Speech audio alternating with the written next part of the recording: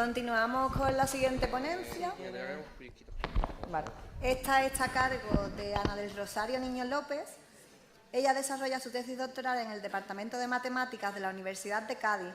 Su ponencia se titula Matemáticas contra la leucemia infantil, automatización y modelización matemática del clon leucémico y su tratamiento.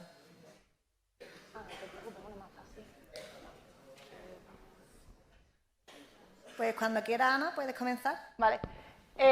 Bueno, antes que nada, quedarse principalmente, no sé si esto tiene el puntero. La primera frase, ¿vale? Matemática contra la leucemia infantil. Yo estoy trabajando mi tesis en la Universidad de Cádiz en el programa de doctorado en matemáticas. Estudié matemáticas, la carrera de matemáticas, y posteriormente estudié también el máster. Entonces, para que un poco os situéis en lo que yo me he formado y en lo que ahora mismo estoy trabajando, ¿vale? Bueno, las matemáticas en nuestro día a día están un montón de presentes. A lo largo de, no sé, un día cualquiera que veamos las noticias, aparecen cosas de sistema electoral, aparecen las fake news, temas de coches autónomos, cosas que se están programando a día de hoy y se necesitan matemáticos para ello, y sobre todo ecuaciones matemáticas que aparecen en todos sitios. Bueno, un ejemplo bastante claro de dónde están las matemáticas escondidas, en el tiempo. ¿Vale? Cuando nosotros vemos el tiempo atmosférico, el presentador de la tele dice que hoy hace sol, mañana va a estar nublado y pasado habrá viento, y a medida que va hablando, está aplicando los conocimientos que matemáticos, bueno, que astrónomos y matemáticos están estudiando atrás de ello. ¿Qué ocurre? Que ese modelo matemático, realmente lo que consiste en sí de estudiar un modelo matemático o aplicar un modelo matemático, sería que, claro, yo estoy diciendo que hoy hace sol, ¿vale? Hoy no va a llover. Puedo acertar o no. Mañana puede que haya un poquito de viento y nosotros mismos no hace falta que veamos el tiempo, ¿no? Para decir, uy, viene nube por ahí, tiene pinta de que va a llover. Eso ha sido después de repetir muchas veces lo mismo y el mismo estudio, entre comillas, que hacemos día a día nosotros, ¿vale? Porque puede ser que hoy diga yo, uy, hay nube, puede llover, pues yo creo que va a llover, y al final no llueve porque hace viento.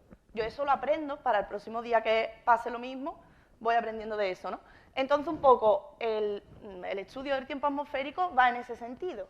Yo voy haciendo un modelo y cada vez lo voy refinando un poquito más con lo que va ocurriendo. Claro, ya llevamos muchísimos años estudiando el tiempo y cada vez va acertando un poco más. Bueno, pues atrás de eso hay un estudio matemático, hay una programación matemática y, por supuesto, en temas de investigación y en mi caso la leucemia linfoblástica aguda, va a estar detrás de ello tanto técnicas de programación como modelos matemáticos, como acabo de decir con el tiempo, y bueno, técnica también de tratamiento de datos. Para empezar, cuando nosotros hablamos de programación, de informática, de matemática, hablamos mucho de Machine Learning, hablamos de Big Data, Machine Learning, pero ¿qué es el Machine Learning en sí? Bueno, pues realmente no es otra cosa que enseñar al ordenador, ¿vale? Un ejemplo claro que os voy a poner es, si yo quiero que el ordenador me distinga a un perro, cuando yo le doy una foto, es decir, esto es un perro, esto no es un perro, que yo le dé al ordenador esa foto y me diga, vale, pues esto es un perro. Yo tendré que enseñarle muchos tipos de perros. Entonces estaré diciendo, vale, mira, ordenador, esto es un perro, esto no, esto sí, esto no, esto sí, ¿no? Entonces, a medida que voy enseñando y voy avanzando en aumentar la n, aumentar el número de fotos que le enseño, el ordenador podrá decirme que es un perro o no, ¿no? Vale, ahí se ve bien, fácil. ¿Qué pasa si le mando fotos de estas? Es complicado, ¿no? Además, es que nos cuesta hasta a nosotros encontrar cuál es el perro y cuál no. ¿Vale? Entonces, ¿qué pasa? Que tendré que enseñarle todas esas fotos y decirle, mira, no, pero es que este tiene el ojo torcido, este no, este perro, esto es un perro, pero es que el pobre tiene la carita más aplastada. Entonces, la cosa es que encima, si ya les defino esto, puede ser que el ordenador por fin consiga decirme quién es un perro. Otra vez pasa lo mismo. Volvemos a pasar, ¿vale? El mismo proceso. Entonces, no es tan sencillo como decirle, mira, esto es un perro y esto no. Vale, pues con estas técnicas, para que vierais un poco que el Machine Learning realmente es enseñar al ordenador, pero también tiene que haber una persona atrás que esté de verdad verificando lo que está ocurriendo y tiene que ir perfeccionando cada vez más el método. Entonces, bueno, por adentrarme un poquito más en mi tema de investigación, para estudiar las matemáticas y el cáncer, ¿vale? Es usar todas las herramientas matemáticas para aplicarlas a ese estudio en concreto, ¿vale?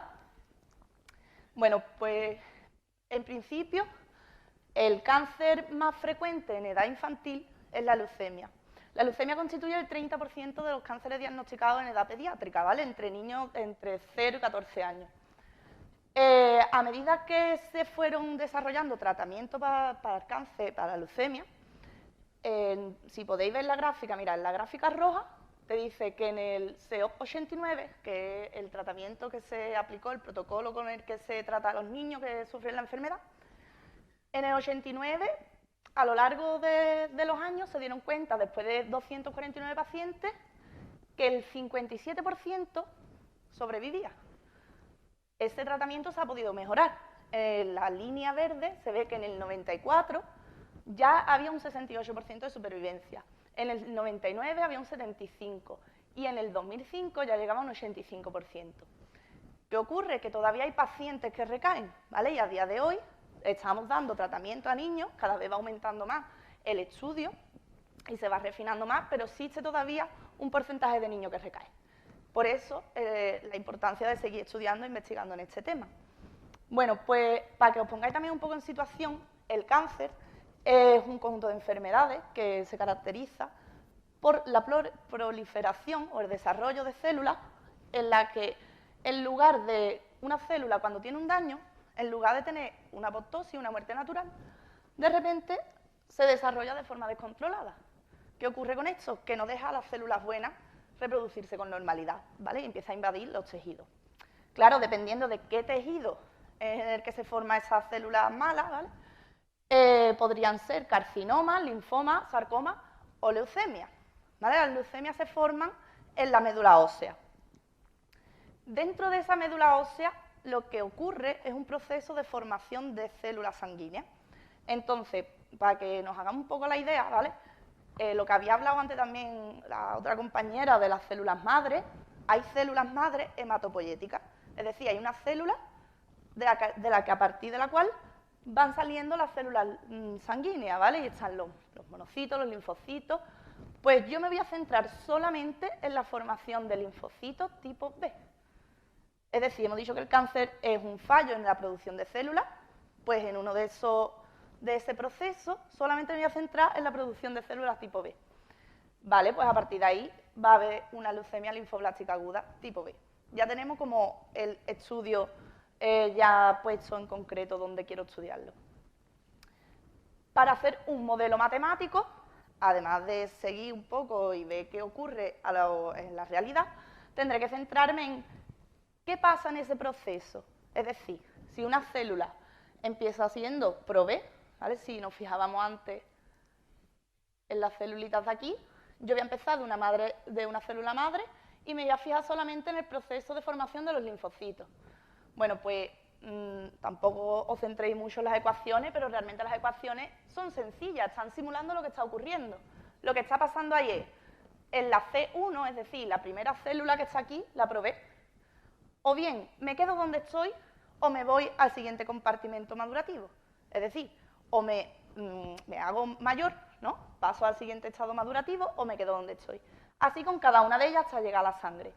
Realmente, si yo eso lo pinto, igual que pintamos una recta o pintamos una parábola, podemos pintar esto, ¿vale? Y si simulamos estas ecuaciones, resulta que este modelo simula de verdad lo que ocurre en una médula sana. Por lo tanto, si yo ya tengo una médula sana modelada matemáticamente, también puedo modelar qué pasa con la leucemia. ¿Vale? Yo puedo decir, vale, pues la célula leucémica se comporta de esta forma. Si lo pintamos, efectivamente, se puede semejar bastante a lo que ocurre en una médula que está afectada por la leucemia. De hecho, puedo seguir avanzando y meterle ahora el tratamiento que tienen los niños una vez que llegan a diagnóstico. Mira, si os fijáis en la grafiquita, tenemos un crecimiento de la leucemia y lo que está ocurriendo es que cuando llega al 80% es cuando de verdad el paciente va a clínica. Cuando un niño va al médico porque tiene síntomas de algo que no sabe lo que es y todavía le tienen que hacer pruebas y demás, cuando llega, esas médulas de primer diagnóstico normalmente tienen un 80% de células ya malas. Es decir, que la médula tiene que ser tratada a los pocos días, y de hecho es lo que ocurre, ¿vale? Un paciente se diagnostica de leucemia y a los pocos días ya le están dando tratamiento, porque si no lo que ocurriría sería lo del caso anterior, que se completaría la invasión de la médula. Bueno, pues todo esto nos va a servir para saber qué ocurre en el cuerpo, qué ocurre cuando la leucemia aparece y qué ocurre cuando damos tratamiento. De esa forma podemos incluso mejorar los tratamientos que existen o intentar prevenir un poco la evolución de la enfermedad. Bueno, pues, ¿qué pasa cuando nosotros queremos estudiar todo esto y hacemos el modelo matemático? Tendremos que saber también qué pasa con el paciente a nivel de recogida de datos de los hospitales. Entonces nosotros, el equipo que estamos trabajando en esto, nos dedicamos a ir a los hospitales, a hablar con los médicos y poder recoger información sobre las muestras de los pacientes. Por lo tanto, para un matemático, ¿qué es lo que nos interesa? Los datos, ¿vale? La tabla grande de datos. Esto un médico no se centra en esto le viene bien para pasarlo a un programa de ordenador. Y nosotros los matemáticos lo que queremos son esos números, porque a partir de eso podemos hacer un montón de cosas. Por ejemplo, pintarlo. Podemos pintar distintas gráficas, podemos hacer separación de los grupos de células, podemos buscar patrones para encontrar un comportamiento que se asemeje a algo que ya tengamos estudiado o crear nuevos modelos para poder llegar a una conclusión final.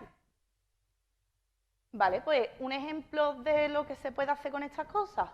Si yo pinto las células, los médicos realmente lo que ven es, cuando diagnostican, es que esos rositas no deberían de estar ahí. Entonces, esa parte de células que está pintada, si la tengo, debería de decirme el ordenador que esas células no deberían de estar ahí, ya no el médico. Eso sería lo ideal, de que yo llegue con una muestra, en el ordenador aparezca esa muestra y diga del tiro en el ordenador, tiene leucemia linfoblástica aguda tipo tal. Eso sería lo ideal. ¿Por qué? Porque mientras que el proceso ese se haría casi automático, ahora mismo tiene que pasar por un técnico, tiene que pasar por un médico, tiene que pasar el programa de ordenador a no sé cuánto. Cuando va haciendo esa bola, el tiempo va pasando y la enfermedad va creciendo, ¿vale? Entonces, uno de los objetivos principales de todo este estudio es intentar tanto predecir las recaídas de la enfermedad como intentar diagnosticar lo antes posible, ¿vale? De ahí lo de automatización del clon, ¿vale? en el estudio de la tesis.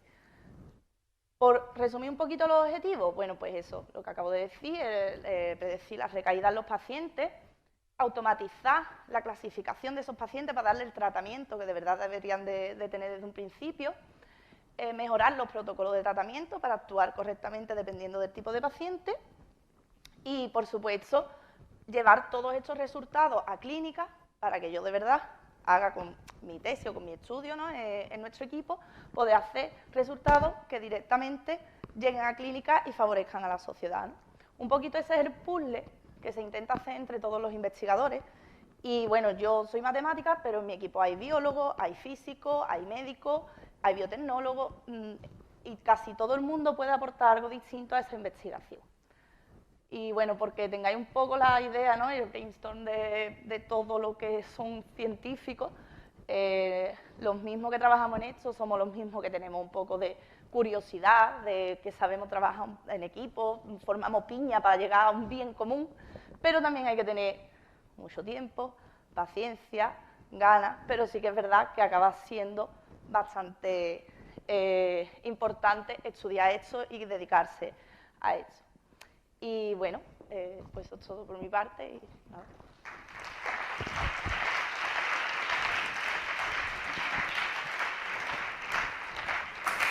Muy bien, Ana, muchas gracias por tu presentación. Enhorabuena, sobre todo por exponer una investigación tan complicada de forma bastante ilustrativa y que lo entendamos todos. Así que muchas gracias. A mí me ha parecido súper interesante, me ha gustado mucho. Y creo que este tipo de investigación pone de manifiesto la necesidad de que la ciencia sea multidisciplinar, porque realmente se pueden desarrollar muchísimas aplicaciones con grandes beneficios para la sociedad. Así que muchas gracias. Gracias. ¿Tenemos tiempo para alguna pregunta así rapidito? Genial. Buenas, enhorabuena por la presentación, Ana. Quería hacerte una preguntilla. ¿Buscáis asociaciones con biomarcadores? Entiendo que sí. Y correlaciones pues, a niveles plasmáticos y tal, de cara a desarrollar esa posible herramienta de diagnóstico. Sí, nosotros lo que hacemos es estudiar a partir de la tabla de datos esa gigantesca que tenemos, ¿no? Con las herramientas matemáticas lo que intentamos es relacionar los biomarcadores de las células, cuáles son los más significativos a la hora de predecir una recaída. Claro, eso se hace de forma retrospectiva, es decir, yo tengo un grupo de pacientes que ya ha sido estudiado y que ya ha recaído o que todavía no ha recaído o que ya se considera sano. Entonces, a partir de esa tabla, lo que nosotros tenemos son las muestras de diagnóstico. ¿Vale? Entonces, nosotros de los hospitales no recogemos como todas las muestras, lo que nos interesa es ese paciente cuando llegó al hospital, recoger esa muestra de diagnóstico. ¿Vale? A partir de ahí, lo que hacemos es, vale, si este tiene recaída y esto no, yo junto como esos dos grupos y busco relación y patrones que me distingan quién tiene recaída y quién no. Y una de las cosas es el estudio de los biomarcadores celulares. Pues muchas gracias, Ana.